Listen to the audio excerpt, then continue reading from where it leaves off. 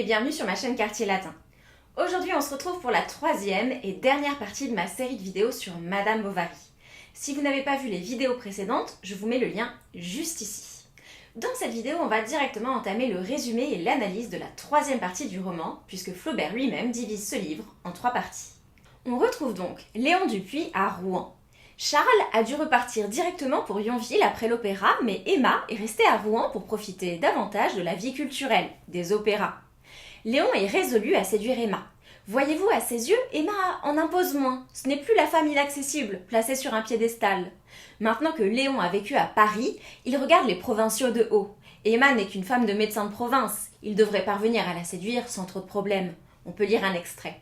Il revenait en province, méprisant tout ce qui ne foulait pas d'un pied verni l'asphalte du boulevard. Auprès d'une Parisienne en dentelle, dans le salon de quelques docteurs illustres, personnages à décoration et à voiture, le pauvre clerc, sans doute, eût tremblé comme un enfant. Mais ici, à Rouen, sur le port, devant la femme de ce petit médecin, il se sentait à l'aise, sûr d'avance qu'il éblouirait. L'aplomb dépend des milieux où il se pose. On ne parle pas à l'entresol comme au 4e étage. Léon retrouve donc Emma à l'auberge où elle s'est établie. Ils discutent, parlent sur un ton philosophique de leur mélancolie réciproque, se rapprochent à nouveau en partageant leur vision romantique. Et pourtant, on voit que tout cela est très convenu et insincère. Léon prétend par exemple qu'il l'a cherché partout dans les hôtels de Rouen, alors qu'il l'avait aperçue tout simplement après l'opéra descendre à l'auberge de la Croix-Rouge. Sa posture romantique est factice, tout comme celle d'Emma, lisons d'ailleurs. Elle ne confessa point sa passion pour un autre, il ne dit pas qu'il l'avait oubliée. Léon lui dit qu'il l'a aimée, et ils entrent enfin en terrain dangereux. Emma tente de le repousser quand il s'approche pour l'embrasser, mais elle accepte un dernier rendez-vous le lendemain, à l'église. Elle se ravise, tente d'écrire une lettre de rupture pour s'excuser, mais comme elle n'a pas l'adresse de Léon, elle se rend finalement au rendez-vous pour donner sa lettre en main propre.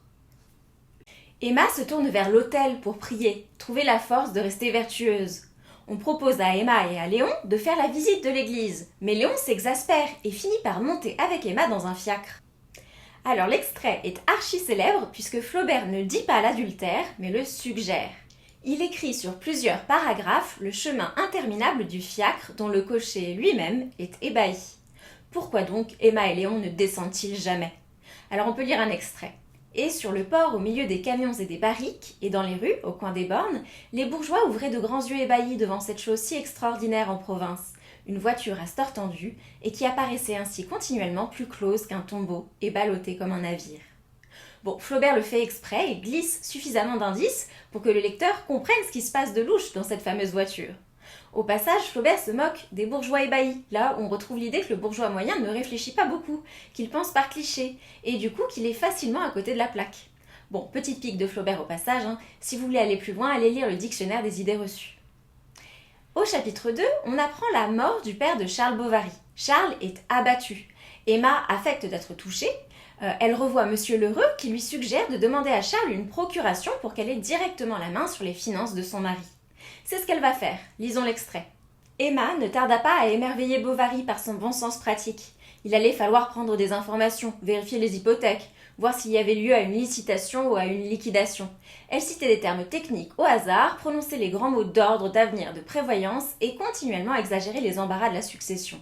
Si bien qu'un jour, elle lui montra le modèle d'une autorisation générale pour gérer et administrer ses affaires, faire tous emprunts, signer et endosser tout billet, payer toute somme, etc. Elle avait profité des leçons de Lheureux. Charles, naïvement, lui demanda d'où venait ce papier. De Monsieur Guillaumin. Et avec le plus grand sang-froid du monde, elle ajouta. Je ne m'y fie pas trop. Les notaires ont si mauvaise réputation. Il faudrait peut-être consulter. Nous ne connaissons que... Oh, personne. À moins que Léon, répliqua Charles, qui réfléchissait. Mais il était difficile de s'entendre par correspondance. Alors elle s'offrit à faire ce voyage. Il la remercia, elle insista. Ce fut un assaut de prévenance. Enfin, elle s'écria d'un ton de mutinerie factice. « Non, je t'en prie, j'irai. »« Comme tu es bonne, dit-il en la baisant au front. » Dès le lendemain, elle s'embarqua dans l'hirondelle pour aller à Rouen consulter Monsieur Léon, et elle y resta 3 jours. Au chapitre 3, Emma revoit donc Léon pendant 3 jours. Flaubert écrit que c'est comme une lune de miel. Elle évoque effectivement brièvement cette histoire de procuration, mais Léon n'y voit pas de problème. Au chapitre 4, Flaubert nous parle de Léon qui attend les lettres d'Emma avec impatience et semble bien avoir de vrais sentiments. Le voilà donc qui revient à Yonville pour voir Emma, derrière le jardin, comme jadis Rodolphe en avait l'habitude. Il la vit seule le soir très tard derrière le jardin dans la ruelle comme avec l'autre. Il faisait de l'orage et ils causaient sous un parapluie à la lueur des éclairs. Leur séparation devenait intolérable. Plutôt mourir, disait Emma. Elle se tordait sur son bras tout en pleurant. Adieu, adieu, quand te reverrai-je ? Ils revinrent sur leurs pas pour s'embrasser encore, et ce fut là qu'elle fit la promesse de trouver bientôt par n'importe quel moyen l'occasion permanente de se voir en liberté, au moins une fois par semaine. Emma n'en doutait pas, elle était d'ailleurs pleine d'espoir, il allait lui venir de l'argent. Alors, comment Emma va-t-elle s'y prendre ? Eh bien, elle va ruser pour obtenir de Charles la permission d'aller à la ville une fois par semaine pour des cours de piano, tous les jeudis. Alors on l'a déjà dit, Léon est un peu un double d'Emma sur le terrain des lectures et du romantisme. Lui aussi est victime de ses lectures et finalement cherche, à travers Emma, la femme idéale qu'il avait rêvée dans les livres. Lisons. Elle était l'amoureuse de tous les romans, l'héroïne de tous les drames, le vague elle de tous les volumes de vers. Il retrouvait sur ses épaules la couleur ambrée de l'Odalisque Cobin. Elle avait le corsage long des châtelaines féodales. Elle ressemblait aussi à la femme pâle de Barcelone, mais elle était par-dessus tout ange. Alors on pourrait croire qu'Emma est enfin heureuse, mais c'est faux. Quelque chose manque à son bonheur. Il y a toujours ce fossé entre le rêve romantique et la réalité. Elle s'en rend compte alors que Léon tarde à la rejoindre, un jour qu'elle devait le retrouver à Rouen. Léon est en effet retenu par Homais qui lui a rendu visite. Homais joue ici le rôle du fâcheux, de l'importun. Il ne comprend pas qu'il dérange Léon. Cela va de pair avec tout ce que l'on sait du personnage. Homais est toujours à côté de la plaque. Quand Emma avait sa maladie nerveuse suite à la lettre de rupture de Rodolphe dans la deuxième partie par exemple, eh bien Homais avait suggéré à Charles qu'elle souffrait d'une indigestion car elle a mangé trop d'abricots. Bref, il est idiot, Homais. Revenons à l'intrigue. Emma, en colère contre Léon qui manque leur rendez-vous, finit par s'en détacher. Et puis elle prend du recul, lisons. N'importe, elle n'était pas heureuse, ne l'avait jamais été. D'où venait donc cette insuffisance de la vie, cette pourriture instantanée des choses où elle s'appuyait ? Mais s'il y avait quelque part un être fort et beau, une nature valeureuse, pleine à la fois d'exaltation et de raffinement, un cœur de poète sous une forme d'ange, lyre au corps de d'airain, sonnant vers le ciel des épithalames élégiaques, pourquoi par hasard ne le trouverait-elle pas ? Oh, quelle impossibilité ! Rien d'ailleurs ne valait la peine d'une recherche, tout mentait. Chaque sourire cachait un bâillement d'ennui, chaque joie une malédiction, tout plaisir son dégoût, et les meilleurs baisers ne vous laissaient sur la lèvre qu'une irréalisable envie d'une volupté plus haute. Lors du retour d'Emma à Yonville, un courrier la menace, faute d'un remboursement rapide de ses dettes, d'une saisie imminente des biens du couple. Emma s'affole, va vendre tout ce qu'elle peut. Parallèlement à cela, Léon se désintéresse d'Emma. Il faut dire que quelqu'un a envoyé à sa mère une longue lettre anonyme pour la prévenir qu'il se perd avec une femme mariée. La mère de Léon a ensuite prévenu le patron de Léon qui s'est chargé de faire la leçon à celui-ci, de l'avertir du gouffre. Une telle intrigue nuirait plus tard à son établissement. Liaison. Léon enfin avait juré de ne plus revoir Emma. D'ailleurs, il allait devenir premier clerc, c'était le moment d'être sérieux. Aussi renonçait-il à la flûte, aux sentiments exaltés, à l'imagination, car tout bourgeois dans l'échauffement de sa jeunesse, ne fût-ce qu'un jour, une minute, s'est cru capable d'immenses passions, de hautes entreprises. Le plus médiocre libertin a rêvé des sultanes, chaque notaire porte en soi les débris d'un poète. La plume de Flaubert est féroce, on voit là encore son don pour la satire dès qu'il s'agit de moquer le bourgeois. Bref, un nouveau courrier annonce à Emma qu'il ne lui reste que 24 heures pour payer la somme de 8000 francs. Elle y sera contrainte par toute voie de droit, et notamment par la saisie exécutoire de ses meubles et effets. Emma a beau courir chez l'heureux pour tenter de régler ce problème, celui-ci n'est plus aussi indulgent qu'avant. Voyez-vous, il est temps pour le marchand d'amasser le pactole qu'il avait si longtemps préparé. Lisons.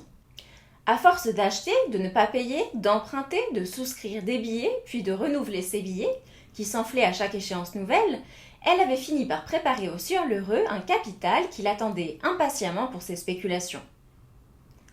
Au chapitre 7, Maître Hareng, l'huissier, se présente chez Emma pour faire le procès-verbal de la saisie.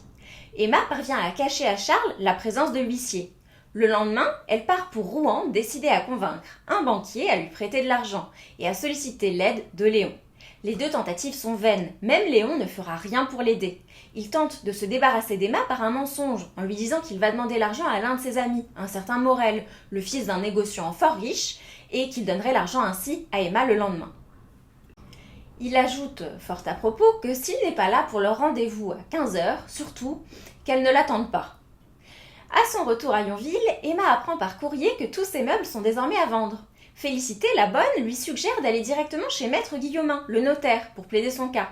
C'est ce que fait Emma, en vain. Le notaire a profité du malheur d'Emma pour lui faire des avances, à ses cavalières, laissant entendre qu'il lui céderait quelque argent si elle se laissait séduire. La réponse d'Emma est très sèche. Vous profitez impudemment de ma détresse, monsieur. Je suis à plaindre, mais pas à vendre. Alors vous vous en doutez, à 15 heures, l'heure du rendez-vous avec Léon, celui-ci fait faux bond à Emma. Alors Emma, désespérée, a une idée de la dernière chance, lisons. Tout à coup, elle se frappa le front, poussa un cri, car le souvenir de Rodolphe, comme un grand éclair dans une nuit sombre, lui avait passé dans l'âme. Il était si bon, si délicat, si généreux. Et d'ailleurs, s'il hésitait à lui rendre ce service, elle saurait bien les contraindre en rappelant d'un seul clin d'œil leur amour perdu. Elle partit donc vers la huchette sans s'apercevoir qu'elle courait s'offrir à ce qui l'avait tantôt si fort exaspérée, ni se douter le moins du monde de cette prostitution. Vous le devinez, l'entrevue avec Rodolphe va être très décevante. Même si Rodolphe, à la vue d'Emma, s'enthousiasme à nouveau et se montre prêt à renouveler leur liaison, il est tout de suite beaucoup plus froid lorsqu'il s'agit d'argent. Lisons. « Mais tu as pleuré, dit-il. Pourquoi » Elle éclata en sanglots. Rodolphe crut que c'était l'explosion de son amour. Comme elle se taisait, il prit ce silence pour une dernière pudeur, et alors il s'écria. « Ah, pardonne-moi, tu es la seule qui me plaise. J'ai été imbécile et méchant. Je t'aime, je t'aimerai toujours. Qu'as-tu, dis-le donc » Il s'agenouillait. « Eh bien, je suis ruiné, Rodolphe. Tu vas me prêter 3000 francs. Mais, dit-il en se relevant peu à peu, tandis que sa physionomie prenait une expression grave. Tu sais, continuait-elle vite, que mon mari avait placé toute sa fortune chez un notaire. Il s'est enfui. Nous avons emprunté. Les clients ne payaient pas. Du reste, la liquidation n'est pas finie. Nous en aurons plus tard. Mais, aujourd'hui, faute de 3000 francs, on va nous saisir. C'est à présent, à l'instant même. Et, comptant sur ton amitié, je suis venue. Ah, pensa Rodolphe, qui devint très pâle tout à coup. C'est pour cela qu'elle est venue. Enfin, il dit d'un air calme. Je ne les ai pas, chère madame. Emma rentre donc bredouille chez elle. Elle souhaite en finir, décide de se suicider à l'arsenic. Elle sait qu'elle peut s'en procurer discrètement chez l'apothicaire, Homais. C'est donc ce qu'elle fait. Emma va agoniser longtemps, avec à son chevet plusieurs médecins impuissants.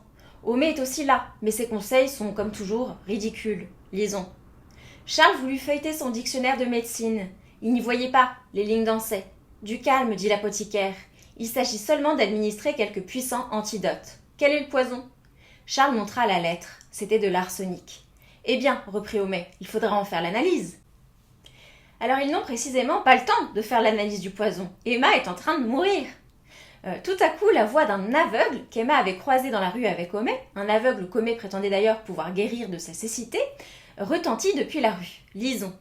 Tout à coup, on entendit sur le trottoir un bruit de gros sabots avec le frôlement d'un bâton, et une voix s'éleva, une voix rauque, qui chantait. Souvent la chaleur d'un beau jour fit rêver fillette à l'amour. Emma se releva comme un cadavre que l'on galvanise, les cheveux dénoués, la prunelle fixe, béante. Et Emma se mit à rire d'un rire atroce, frénétique, désespéré. Alors c'est comme cela qu'Emma meurt, en riant de façon un peu cynique, désillusionnée sur l'amour, sur les rêves des jeunes filles qui mènent au désespoir. Alors Emma meurt, mais le roman ne s'arrête pas là. Il y a encore 3 chapitres. Flaubert le fait exprès. C'est Emma, l'héroïne, mais elle n'est présente ni au premier chapitre, ni dans les derniers. À croire qu'elle subit une histoire qui n'est pas la sienne, une force plus grande, qu'elle n'est qu'une petite partie d'un tout qui l'écrase et dont elle est victime. Cela permet aussi au lecteur de constater la médiocrité de certains habitants de Yonville, qui ont oublié Emma, comme Léon et Rodolphe, mais aussi la bonne, qui pique les robes d'Emma, ou le pharmacien qui de toute façon n'a jamais eu d'empathie pour personne. C'est aussi le moyen de montrer par contraste et après coup combien Charles était un parfait mari. Je vous l'ai déjà dit, Charles est au fond le romantique qu'Emma n'a jamais su voir. Et maintenant qu'elle est morte, ironie cruelle, le romantisme de Charles éclate aux yeux de tous. Au chapitre 9, Charles donne en effet des instructions pour enterrer Emma. Lisons. Il s'enferma dans son cabinet, prit une plume, et après avoir sangloté quelque temps, il écrivit. « Je veux qu'on l'enterre dans sa robe de noces, avec des souliers blancs, une couronne. On lui étalera ses cheveux sur les épaules, 3 cercueils, un de chêne, un d'acajou, un de plomb. Qu'on ne me dise rien, j'aurai de la force. On lui mettra par-dessus tout une grande pièce de velours vert. Je le veux, faites-le. » Ces messieurs s'étonnèrent beaucoup des idées romanesques de Bovary, et aussitôt le pharmacien alla lui dire « Ce velours me paraît une superfétation. La dépense, d'ailleurs. »« Est-ce que cela vous regarde » s'écria Charles. « Laissez-moi, vous ne l'aimiez pas. Allez-vous-en. » Alors on croirait entendre Emma dans ses dépenses luxueuses et superflues, les 3 cercueils, le velours vert, la couronne. La vision en sera pittoresque et grandiose, on sait qu'Emma aurait adoré. Au chapitre 10, c'est l'enterrement d'Emma. On en retient la grande tristesse de Charles, qui est en contraste avec l'absence et l'indifférence des 2 amants, Rodolphe et Léon. Lisons la fin du chapitre. Le village, comme d'habitude, était silencieux, et Charles, éveillé, pensait toujours à elle. Rodolphe, qui pour se distraire avait battu le bois toute la journée, dormait tranquillement dans son château. Et Léon, là-bas, dormait aussi. Au chapitre 11, on apprend le mariage de Léon. Charles envoie ses félicitations au jeune ménage, avec cette phrase dont l'ironie lui échappe. « Comme ma pauvre femme aurait été heureuse ». Charles découvre aussi parmi les affaires d'Emma la lettre de Rodolphe, la fameuse lettre de rupture qui commence par « Du courage, Emma, du courage, je ne veux pas faire le malheur de votre existence ». Comme le ton de la lettre est très respectueux, Charles pense qu'Emma et Rodolphe ont sans doute partagé un amour platonique. Charles se ruine pour rembourser les dettes d'Emma. Alors il vend tout, excepté les affaires d'Emma. Il conserve sa chambre intacte, en fait une sorte de temple. Un jour, Charles tombe sur Rodolphe au marché. Celui-ci l'invite à prendre une bière au cabaret. Rodolphe meuble la conversation en parlant de tout et de rien, mais Charles met les pieds dans le plat. Lisons. « Je ne vous en veux pas, dit-il. » Rodolphe était resté muet, et Charles, la tête dans ses 2 mains, reprit d'une voix éteinte et avec l'accent résigné des douleurs infinies. « Non, je ne vous en veux plus. » Il ajouta même un grand mot, le seul qu'il ait jamais dit. C'est la faute de la fatalité. Rodolphe, qui avait conduit cette fatalité, le trouva bien débonnaire pour un homme dans sa situation, comique même, et un peu vil. Alors on a déjà analysé cette phrase, le seul grand mot de Charles, qui est très ambivalent. Grand mot donne aux paroles de Charles une connotation méliorative, approuvée par le narrateur. Et pourtant, l'appréciation de Rodolphe est péjorative. On peut citer comique, vil, débonnaire. Certes, en accusant la fatalité, Charles se déresponsabilise, paraît faible, et pourtant il y a bien quelque chose de grandiose dans la fatalité. Ses paroles sont tragiques, évoquent un destin triste mais hors du commun, une force plus grande que lui. En cela, Charles est un personnage qui regagne en dignité, que l'on peut admirer. C'est le héros romantique qu'Emma voulait et n'a pas su voir. Les 2 interprétations se tiennent. Bref, après cette entrevue entre Rodolphe et Charles, le lendemain, Berthe retrouve son père Charles mort sur un banc dans le jardin. Mort de chagrin d'amour. Voilà une fin incroyablement romantique. Mais la chute du roman, les dernières lignes, ne concernent ni Emma Bovary, ni même Charles. Elle est consacrée à Homais, le pharmacien. Celui-ci, souvenez-vous, a cherché à guérir l'aveugle de sa cécité afin d'augmenter sa gloire. En vain. Pour cacher son échec, Homais s'en est pris à l'aveugle, qui l'a fait enfermer à l'hospice. Homais, par arrivisme, cherche à se mettre en avant par tous les moyens. Sa méchanceté, son indifférence par rapport au malheur des autres personnages, sautent aux yeux. Et pourtant, il est récompensé. Lisons les dernières lignes du roman. Depuis la mort de Bovary, 3 médecins se sont succédés à Yonville, sans pouvoir y réussir, tant M. Homais les a tout de suite battus en brèche. Il fait une clientèle d'enfer. L'autorité, le ménage et l'opinion publique le protègent. Il vient de recevoir la croix d'honneur. Homais, le pharmacien frauduleux qui exerce la médecine dans l'illégalité, cet arriviste franchement nuisible, est récompensé. Il n'y a pas de morale dans ce livre. Les bons ne sont pas récompensés et les méchants pas punis. La vie est injuste. Alors, point d'analyse important ici. L'aveugle a une importance symbolique dans le roman. Il représente la cécité morale des personnages et l'incapacité à voir la vérité. Ces chansons très crues et grossières opèrent également un contraste avec les rêves romantiques d'Emma.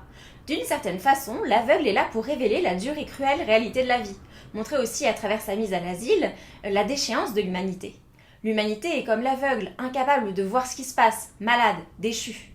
Le triomphe d'Homais est aussi celui de la bêtise. On le voit, Flaubert opère une satire du bourgeois médiocre à travers le personnage d'Homais. Je vous ai déjà parlé du dictionnaire des idées reçues de Flaubert, où l'auteur recense pour s'en moquer tous les clichés qui circulent dans la bourgeoisie. Alors, petite précision ici, Flaubert ne s'en prend pas qu'aux bourgeois. Sa plume satirique n'épargne personne. Les nobles étaient par exemple décrits comme vaniteux et décadents lors du bal de la Vaubyessard, et les paysans sont frustes. Mais il faut dire que Flaubert insiste pas mal sur la médiocrité du bourgeois moyen et sa satire des mœurs de province, de ses commérages, de la médiocrité des paysages, de l'ennui qui y règne. Bref, pour revenir aux dernières phrases du roman, il faut y voir aussi une critique acerbe de la société où finalement ce sont souvent les gens médiocres, comme Homais, qui réussissent. Cette fin insiste aussi sur l'indifférence générale concernant Emma et Charles. Il n'y a pas d'empathie dans ce monde. Alors, autre point d'analyse que je voudrais ajouter, il faut qu'on parle du réalisme de Madame Bovary, ou plutôt du réalisme subjectif. En effet, c'est délicat de placer Madame Bovary dans la case des romans réalistes. Alors on va essayer de décortiquer ce problème. Tout d'abord, on peut se dire qu'effectivement, Madame Bovary est un roman réaliste en ce qu'il cherche à décrire objectivement le réel. L'intrigue de Madame Bovary se base d'ailleurs sur un fait divers bien réel, l'affaire Delamarre. Un officier de santé vivant près de Rouen et veuf d'une première épouse, un certain Eugène Delamarre, s'était remarié avec une jeune paysanne, Delphine Couturier. Éprise de luxe et de plaisir, celle-ci s'était endettée et avait multiplié les amants avant de se suicider en laissant derrière elle une petite fille. Mais Madame Bovary n'est pas un roman réaliste à la Balzac. Voyez-vous, chez Balzac, on a un narrateur omniscient et invisible. Chez Flaubert, au contraire, le lecteur ne connaît du monde que ce que les personnages voient ou entendent. Le bal de la Vaubyessard n'est ainsi vu qu'à travers les yeux d'Emma. Le bourg de Yonville est décrit de façon à montrer toujours la psychologie des personnages qui l'observent. On a ainsi dans Madame Bovary accès à un point de vue toujours subjectif. C'est ce qui explique qu'on parle parfois de réalisme subjectif dans Madame Bovary. Enfin, on voit que Flaubert est aussi très influencé par le romantisme, même si ce roman est aussi une critique envers la littérature romantique. On le voit dans le style de Flaubert, on a beaucoup de passages lyriques. Ainsi, l'œuvre de Madame Bovary est difficile à classer. Flaubert écrit même à sa maîtresse Louise Collet, lisons « J'ai peur de faire du Balzac chateaubrianisé ».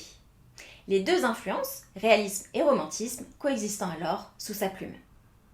Enfin, il faut que je vous parle du procès pour immoralité de Madame Bovary.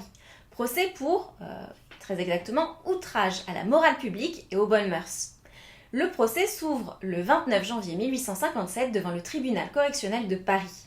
Alors tout d'abord, une remise en contexte.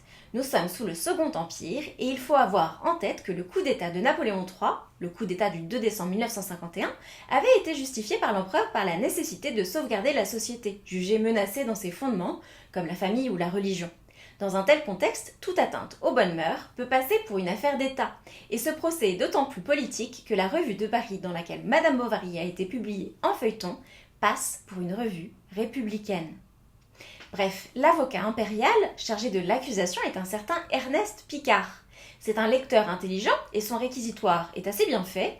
Il explique en effet que le sujet du roman, l'adultère, n'a rien de bien original, mais ce qui est choquant, c'est la manière dont Flaubert le traite. Certes, le personnage d'Emma Bovary bafoue toutes les valeurs du Second Empire.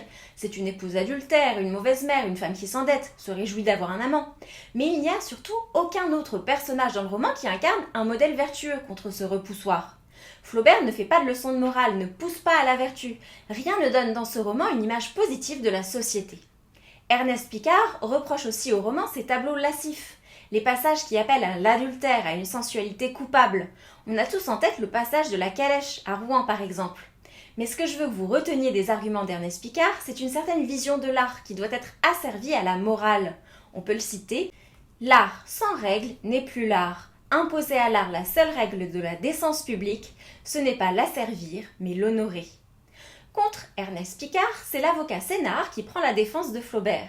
Sénart est lui aussi habile. Il explique pour défendre le roman que rien n'est immoral dans cette peinture puisqu'elle est vraie. C'est une histoire véridique d'un parcours de femme, une femme victime de son éducation qui a rêvé d'amour et passe de désillusion en désillusion.